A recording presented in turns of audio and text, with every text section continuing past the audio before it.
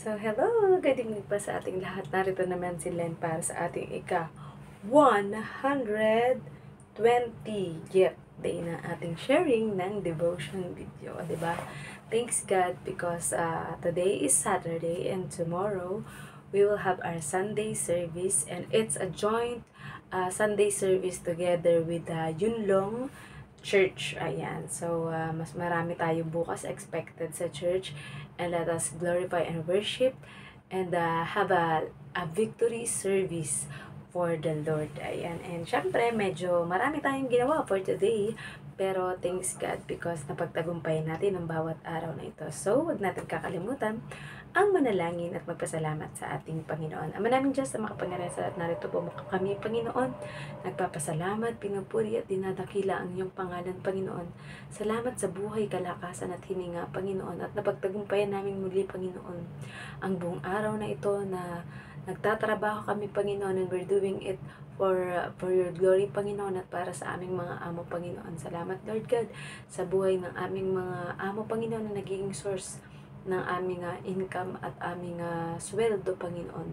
Gayun din po, Panginoon, dinadalangin namin, Panginoon, ang gagawin naping joint service bukas ng Alive in Christ, One Chai and Alive in Christ. Yun lang, Panginoon, na nawa, Panginoon, ay maging victorious ito, Panginoon, at ikaw ang laging mapapurihan at mataas sa buhay namin at sa aming pagsasama-sama o fellowship sa bawat isa, Panginoon. Dahil sinabi nyo nga po yan, that if 2 or 3 are gathered in your name, you are in the midst of us. At dinadalangin po namin ang aming gagawin na pagbubulay-bulay na inyong salita ngayon, Panginoon. Alam po namin na lagi ninyong ginagabayan ang aming mga ginagawa, Panginoon. Lalong higit, Panginoon, kung ito ay nakalulugod sa inyong paningin, Panginoon, at nagagawa namin ng inyong kalooban na Great Commission, Panginoon, at go therefore and make disciple of all nations, Panginoon.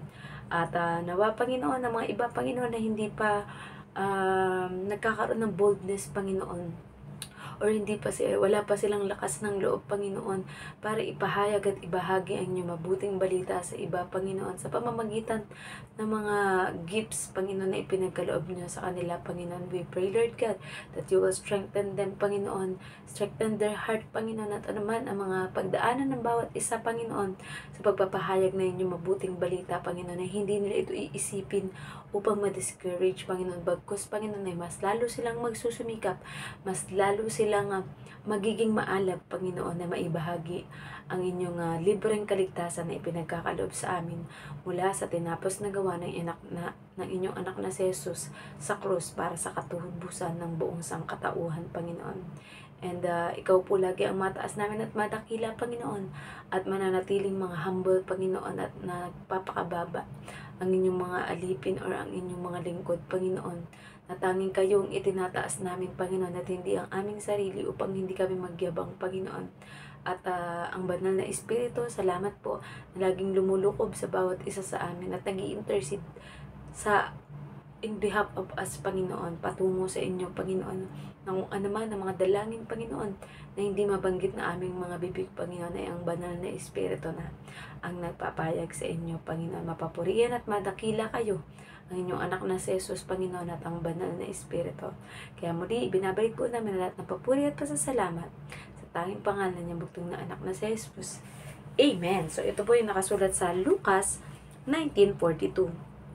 Sinabi niya, kung nalalaman mo lamang sa araw na ito kung ano ang makapagdudulot sa iyo ng kapayapaan, ngunit ito'y lingid gayon sa iyong paningin. Ayan, message. At sinabi daw ni Jesus sa Jerusalem ay kung alam lang daw ng mga taong iyon kung ano at sino ang makakapagdulot ng kapayapaan sa kanila, kundi siya. Pero ang katotohanan iyon daw ay lingid sa paningin ng karamihan sa mga tao doon. Application: kung naunawaan lang sana ng maraming tao noon na minsan lang ang pagbisita sa kanila na iyon ng Panginoong Yesus, pinahalagahan na sana nila, dahil hindi na iyon mauulit pa. Ilang beses inialok sa kanila ang kaligtasan na makapagpapalaya sa kanila ng totoo, pero nilampasan at binaliwala nila. Kaya nga tayo na habang nabubuhay pa ngayon ay huwag gayahin ang mga bulag ang puso, isip at espiritu sa inaalok na kaligtasan ng Diyos. Huwag magpatumpik-tumpik dahil hindi natin hawak ang buhay natin. Sa isang iglap ay maaari tayong mawala, kaya mas mabuti na datnan man tayo ng kamatayan o muling pagbabalik ni Jesus ay siguradong makakasama niya tayo.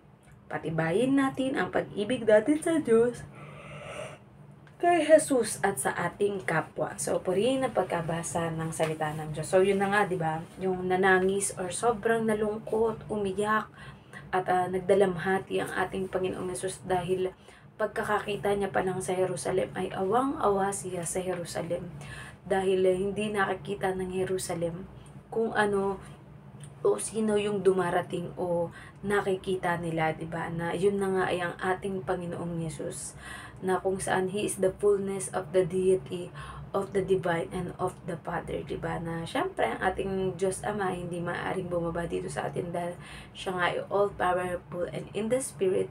So ang kanyang ipinadala dito ay ang kanyang bugtong na anak in representation of Him, di ba? Para ipadama, ipakita sa atin kung gaano katindi ang pag-ibig at pagmamahal sa atin ng ating Panginoong Diyos, na kahit anuman ang maging kasalanan natin, kahit ikaw man ay mamamatay tao, mangangalunya, chismosa, sobrang makasalanan, di ba? Mukhang pera, maramot, sugapa, di ba? At kahit ang mga alagad pa na itinakwil siya or itinanggi siya na isang beses ay mahal pa rin ng ating Panginoong Yesus at hindi nagbago o hindi nawala yung kanyang pag-ibig para sa bawat isa sa atin. Manapa ay mas lalo itong umigting, mas lalo itong lumaki dahil nga ang ipinagkaloob niya sa bawat isa sa atin ay kaligtasan, di ba? Syempre, ang ating Panginoong Yesus nung palang nasa krus siya or nung uhulihin siya para maparusahan is dapat tumanggi ng ating Panginoong Yesus, di ba? Dininay na niya na hindi niya naman tayo kailangang tulungan, hindi naman niya tayo kailangang iligtas, 'di ba? Pwede niyang i-request sa Aba Father 'yun, 'di ba? Pwede niya sabihin sa mga anghel, sige na, kunin niyo na ako dito sa cross, ayokong mapako, ayokong masaktan, ayokong mamatay. Pero 'di ba, tinignan ng Panginoong Yesus ang lahat ng tao at nakita niya na napakarami at halos lahat ay walang makakapagligtas ng kanilang sarili kundi siya lamang. Kumbaga sabi niya, ako lang to, ako na to, ako lang ang makakagawa nito. Kaya kung hindi ko igagrab ang opportunity na to, sino pa ang gagawa nito, 'di ba? Kaya tinanggap ng ating Panginoong Yesus, bagamat sa kanyang pang-pisikal na katawan ay napakahirap at napakasakit at walang kapantay ang dadanasin niyang sakit o paghihirap, pero lahat yun in-endure niya, kinaya niya, naging obedient siya at masunurin sa pagsunod sa pinagagawa ng ating Diyos Ama, diba? At nang mapagtagumpayan niya, diba? Parang kagaya nga daw yan sa isang nanganganak na babae, diba? Na kung saan haba ikaw ay nagle-labor, haba ikaw umiiri, hindi pa lumalabas ang iyong anak, yung sobrang unbearable na sakit na mararanasan ng isang tao ay nararanasan ng isang babae na nanganganak. Yung mga normal delivery, di ba? Yung pagsakit, paghilab ng paglabas ng bata, di ba? Ranas ko po yan dahil 3 beses po akong nanganak na normal sa aking mga anak. So, lahat ng sakit, lahat ng hindi maipaliwanag na pakiramdam, pagluha, pananalangin, 'di ba? At kapag lumabas na yung ulo at dire-diretso nang lumabas yung anak mo at nakita at nasilayan mo na yung lahat ng pagod, yung lahat ng sakit na naranasan mo, baliwala na.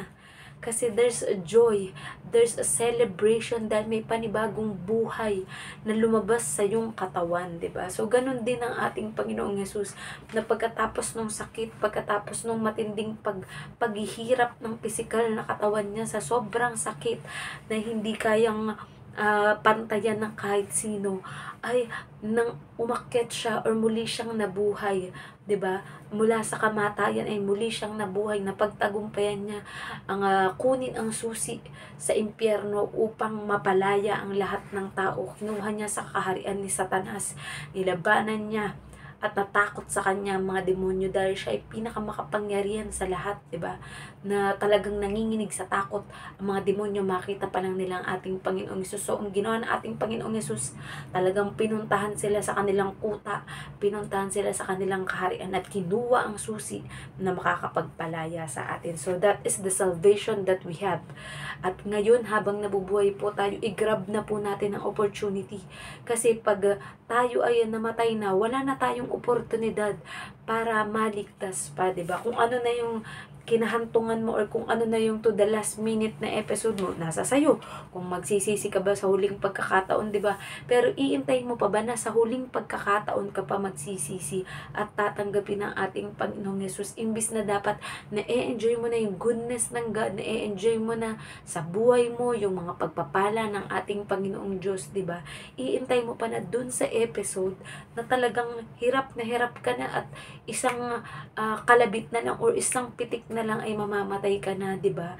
Sayang, 'wag nating hayaang masayang mga kapatid ang pagkakataon na ibinibigay sa atin ng Diyos, ang chance para tanggapin ang libreng kaligtasan na ipinagkakaloob niya, na tanggapin ang kanyang bugtong na anak na si Jesus. Dahil kung sino ang tumanggap sa kanyang anak na si Jesus bilang Diyos at tagapagligtas ay tumatanggap din sa kanya. Ngunit ang sino man na tumanggi o mag-reject sa ating Panginoong Jesus ay nire-reject din niya ang ating Diyos Ama, diba? At tayong mga tao, kapag may problema tayo, kapag nahihirapan tayo, kanino ba tayo lumalapit? Pag hindi na natin malapitan ang ating mga mahal sa buhay, mga kaibigan at kahit sino, kanino? Sino ang tinatawag natin?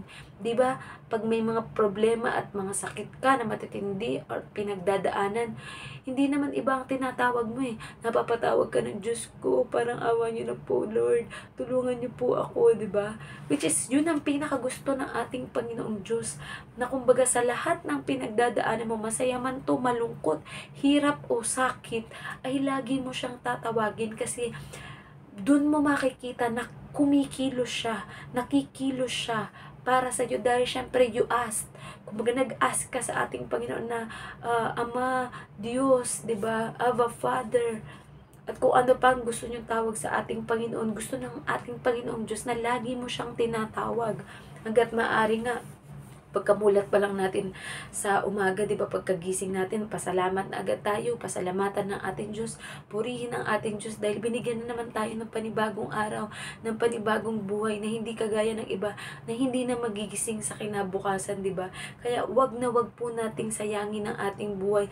Isang buhay lang ang meron tayo, isang tsansa lang ang meron tayo, at pag natapos na yan, wala nang lipatan, wala nang second chance dahil patay na ang ating physical na katawan, 'di ba? So, nawa bago man tayo datnan ng kamatayan, bago man tayo lumisan sa mundong ito, ay we are totally secured that we have the salvation, na tayo ay nagpaligtas, iniligtas, nagpasakop sa dugo at katawan ng ating Panginoong Hesus. Kinilala ang ating Panginoong Hesus bilang Diyos at tagapagligtas at ang kanyang tinapos na gawa sa krus, which is yun ang greatest na illustration ng pag-ibig sa atin ng Diyos. 'Di ba, ang krus? Sabi nga, kapag tao lang at ang Diyos, negative 'yan, 'di ba? Yan yung linya. So kailangan natin ng tagapamagitan, 'di ba? Dahil sa krus, sa ating Panginoong Hesus na dumanak ang kanyang dugo, ang naging itsura na ng negative ay positive plus sign, 'di ba? Na yun ang sumisimbolo ng pagkailangan ng mediator, kailangan ng daan, kailangan ng mag-uugnay sa ating Diyos at sa ating bilang tao, 'di ba? At 'yan ay walang iba kundi ang ating Panginoong Hesus. Kaya napaka-importante po na maunawaan natin ang ibig sabihin ng krus. Dahil sa panahon nila noon, kapag ikaw ay nailagay o naipako sa krus, ibig sabihin ikaw ay isang sumpa, ikaw ay isinumpa, ikaw ay napakasama, 'di ba? Pero ating Panginoong Hesus, tiniis niya, kinaya niya na maging sumpa, mapunta sa kanya ang lahat ng kasalanan ng sangkatauhan katauhan dahil sa dakilang pag-ibig niya at ng ating Panginoong Diyos sa atin. So nawa po ay ramdam natin at alam natin at inaccept natin sa ating buhay at sa ating puso na walang ibang magiging daan patungo sa ating Panginoong Diyos kundi sa pamamagitan ng kanyang bugtong na anak na si Jesus. Huwag tayong maging kagaya ng mga pariseyong ito at mga taong yun na sumisigaw na animoy nagpupuri sa ating Panginoong Diyos, ngunit ang kanilang puso at isip ay malayo sa ating Panginoon dahil iyon lamang ay bukang bibig nila pero hindi totoo sa kanilang puso. So ang ating Panginoon Diyos ay nasa ating espiritu. Magpasiyasat tayo at kung may mga karumihan na nasa sa atin ay magpalinis tayo sa ating Panginoong Diyos.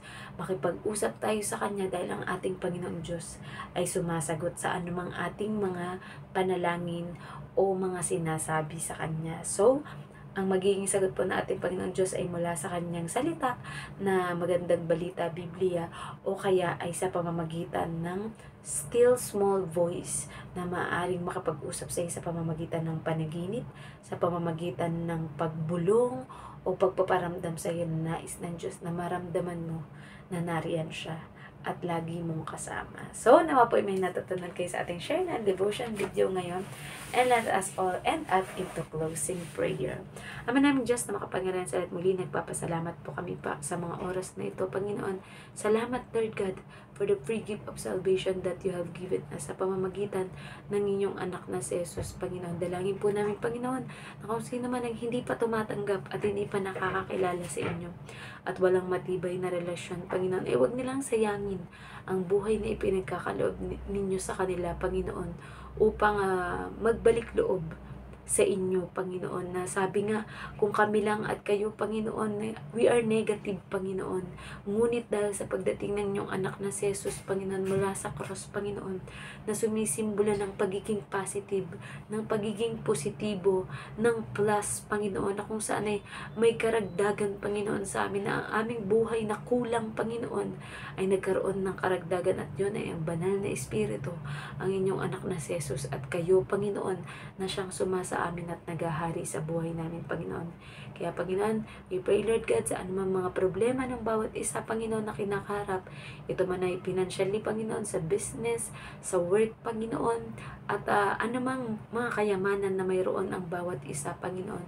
Hayaan niyo po, Panginoon, na magpasalamat ang bawat isa, Panginoon, sapagkat kayo ang nagpo-provide, Panginoon, ng lahat ng aming mga pangangailangan, Panginoon, whether ito man ay aming idalangin, Panginoon, o hindi na namin maisip na maidalangin dahil nga po mostly ang karamihan ay abala, pagod, o talagang hindi na mapigilan na makatulog, diba?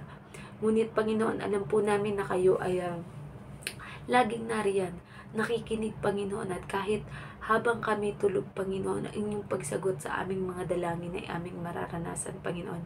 Gayun din po, Panginoon, sino man ang mga may karamdaman, Panginoon, anumang sakit nila, Panginoon, ito man ay may maluluba, Panginoon, ng mga cancer, Panginoon, o mga tumor, Panginoon, sa katawan, Panginoon, diabetes, high blood, Panginoon, at ano pa mang sakit, tuberculosis, Panginoon, na iniisip ng bawat isa, Panginoon, na hindi na sila gagaling, Panginoon. Pero sabi nga, with you, Lord God, nothing is impossible, Panginoon. Ano mang idalangin o hingin ng bawat isa na may pananampalataya at may matibay na relasyon sa inyo, Panginoon, na ibibigay ninyo at mangyayari sa buhay ng bawat isa, Panginoon. Gayon din po, Panginoon, ang pinakainangad ng bawat isa sa amin ay ang maayos na socially na pakikisalamuha sa aming kapwa, Panginoon, nang sa gayon, Panginoon, ay matulungan namin ang aming kapwa na magkaroon ng libreng kaligtasan, Panginoon, ang magpahayag sa kanila ng inyong mga salita, Panginoon, base rin sa aming mga naranasan sa buhay, Panginoon. Dahil sabi nga, Panginoon, ang mga nangyayari sa aming buhay nagtuturo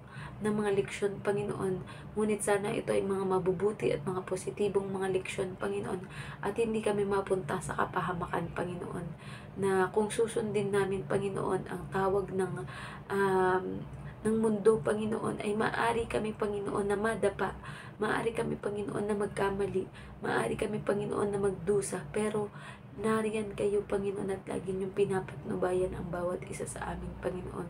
Mula sa aming pagkakabuo, sa sinapupunan ng aming ina, Panginoon, alam niyo na po kung ano ang inyong mabuting plano para sa aming Panginoon. Kaya nawa, Panginoon, ay kayo ang laging maghari at mapupurihan sa buhay namin. At ano pa man po, mga silent prayer and petition ng bawat isa, Panginoon, na alam naming sinagot niyo na. Ito po ang aming samat na langin sa matamis na pangalan ng inyong bugtong na anak na si Jesus. Amen. Good night po sa ating lahat and God bless. Bye!